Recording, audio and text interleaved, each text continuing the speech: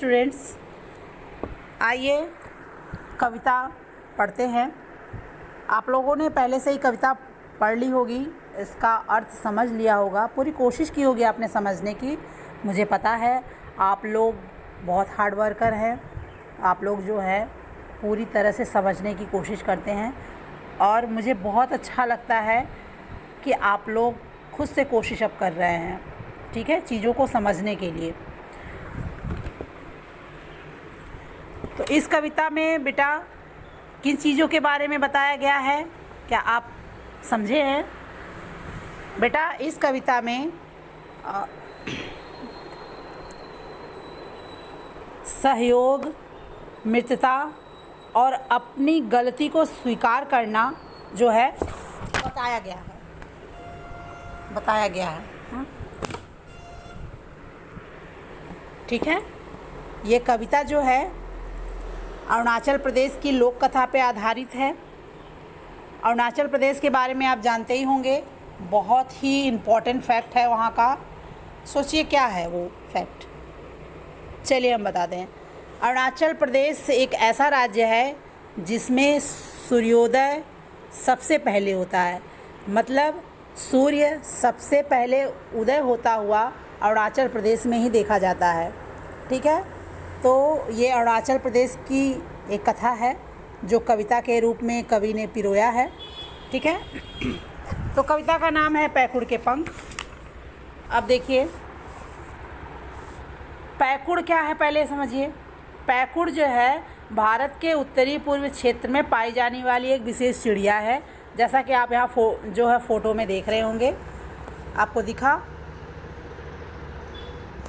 ये देखिए, ये है पैकुड़ चिड़िया। इसके पंख देखिए कितने सुंदर है और इसकी जो है पूंछ कितनी लंबी है। ठीक है, अगर ये चित्र में इतनी सुंदर है तो रियलिटी में कितनी अच्छी होगी। ठीक है, तो अब हम चलिए पढ़ते हैं इसे। तो इसमें एक पैकुड़ है, एक लीचू है, हिरन है, गिलहरी है, एक केकड़ा है, एक केला है, एक पत्थर है। ठीक है, इन्हीं सारी चीज़ों में जो है ये कविता घूमती है। अब हम पढ़ रहे हैं, ध्यान से पढ़िए और मतलब जो है धीरे धीरे समझते जाइए। भावार्थ इसका बहुत कठिन नहीं है। ठीक है, चलिए आओ पढ़ें। गिलहरी ने लीचू खाया, लीचू एक फल का नाम है। ठीक है, गिलहरी ने लीचू खाया, पैकुड़ ने टेंटे शोर मचाया, गिलहरी को खूब डराया, पूरा लीचू नीचे आया। अब गिलहरी जो है पेड़ पे लीचू का फल खा रही थी।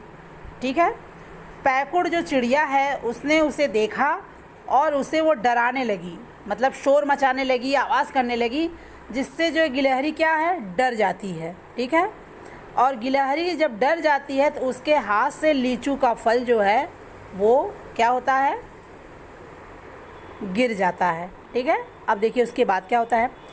पीठ पर लीचू हिरन के आया, हिरन को उसने खूब डराया,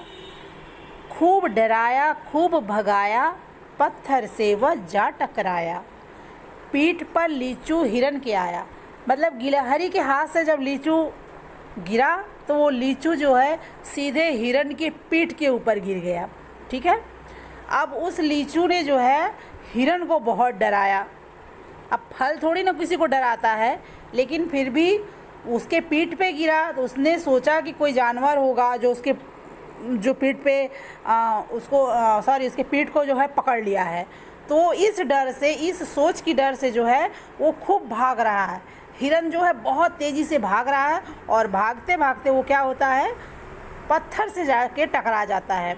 अब भाई आंख बंद करके डर के मारे अगर कोई भागेगा तो वो किसी पत्थर से ही तो टकराएगा। तो हिरन जो है पत्थर से टकराया, लुढ़क पुढ़क कर पत्थर आया, केले के पेड़ से जा टकराया, केला टूटा नदी में आया, केकड़े को उसने खूब डराया। अब देखिए भाई आगे क्या हो रहा है। अब वो पत्थर से टकराया तो अब पत्थर क्या है, वो पत्थर लुढ़कते लुढ़कते जो है वो एक केले का पेड़ था उससे जाके टकरा गया।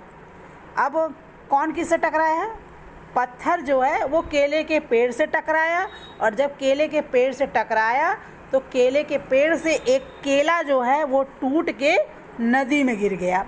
इसका मतलब केले का पेड़ जो है नदी के किनारे था और पत्थर कहीं ऊपर से लुढ़क के आ रहा था, तभी तो टकराया। तो वो जो है केले से जब टकराता है तो केले के पेड़ से एक केला गिर के नदी में गिर जाता है, और वह दुर्भाग्यवश वो एक केला जो है वो केकड़े के पास चला जाता है और केकड़े को खूब डराता है। कैसे?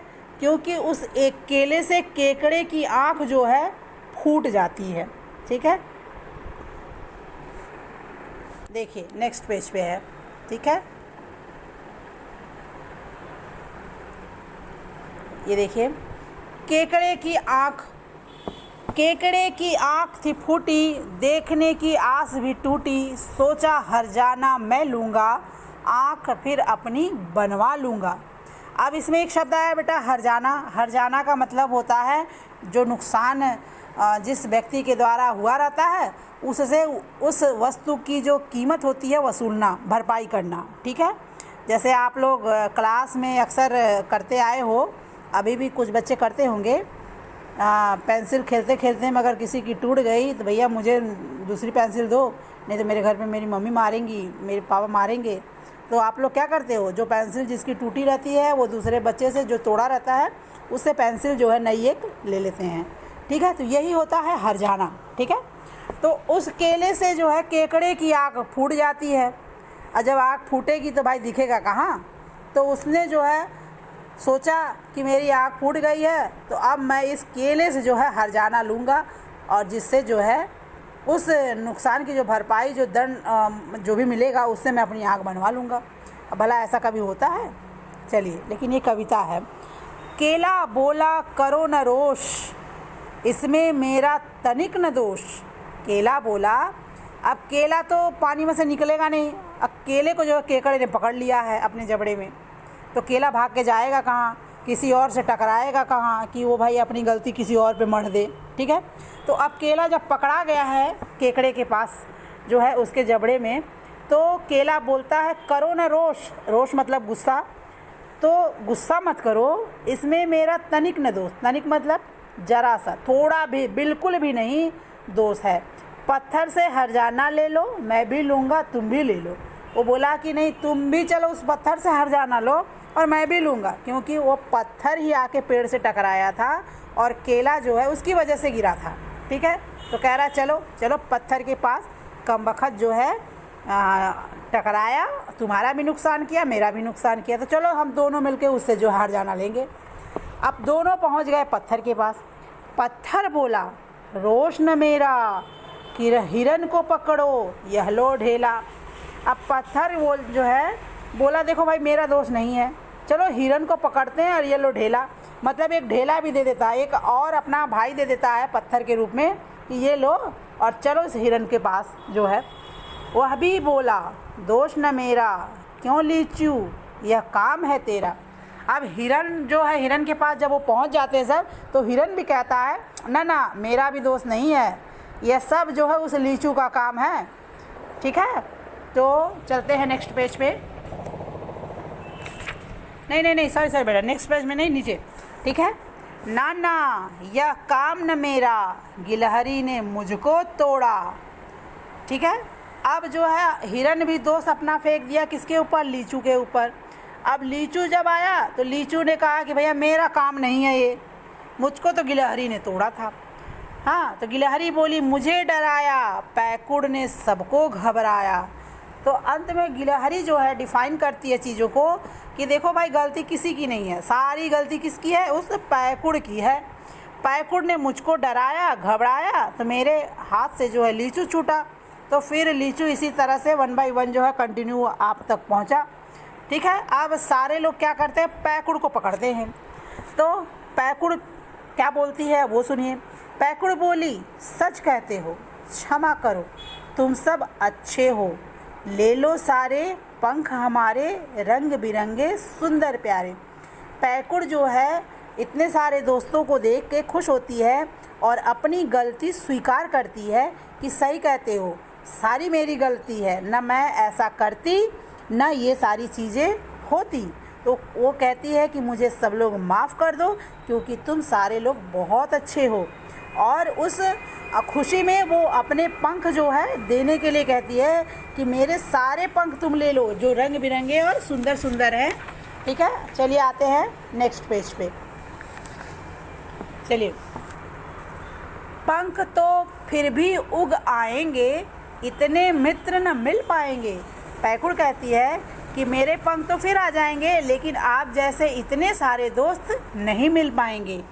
आओ हम सब नाचे गाएं, आओ हम सब नाचे गाएं, नए मित्र पा खुशी मनाएं। सबको एक एक नए मित्र मिल जाते हैं, दोस्त मिल जाते हैं। तो इसके जो है इस खुशी पर हम लोग सब लोग खुशी मनाएं। ठीक है। पंख न लेंगे पैकुड़ रानी, बोली तुमने मीठी बाड़ी। तो सारे दोस्त कहते हैं कि नहीं नहीं पैकुड़ रानी, हम पंख नहीं लेंगे क्योंकि तुम जो है इतना मीठा बोली हो। मीठा बोली हो मतलब कि उसने जब कोई अपनी गलती स्वीकार कर लेता है तो किसी का भी जो है गुस्सा ठंडा हो जाता है। जैसे आप अगर अपने घर में कोई गलती करते हैं, चाहे जानबूझ के करें चाहे अनजाने में, अगर आपसे गलती हो जाती है तो आप उस चीज़ को टालें ना, उसे छिपाएं ना, उसे किसी और के जो है सर पे न डालें, किसी और के ऊपर न लगाएं। ठीक है, उसे आप अपना स्वीकार करें कि हाँ ये गलती मुझसे हुई है। आप जब अगर गलती को स्वीकार करना सीख जाएंगे तो आपसे कोई गुस्सा नहीं होगा, आपको सब लोग क्षमा करेंगे, माफ़ करेंगे। हाँ, और आपके जो है ये सत्य बोलने की जो कला है इसकी वजह से आप सबके प्रिय हो जाएंगे। ठीक है, तो उसी तरह सारे दोस्त जो हैं वो पैकुड़ रानी से बोलते हैं कि तुमने इतना मीठा बोला, मतलब तुमने अपनी गलती मान ली, इसलिए जो है हम तुमसे पंख नहीं लेंगे। पंखों से सुंदर लगती हो, इनसे ही तो तुम सजती हो। कहते हैं कि पंखों से ही तो तुम सजती हो, तुम सुंदर लगती हो, बिना पंख के तुम कैसी लगोगी। हाँ, पंखों की अब बात भुलाएं, मीठे मीठे फल सब खाएं, देखो बादल घिर घिर आएं, सब मित्र मिल खुशी मनाएं। तो पंखों की बात अब भूल जाते हैं, चलिए सब लोग मीठे मीठे फल, तो कौन से फल?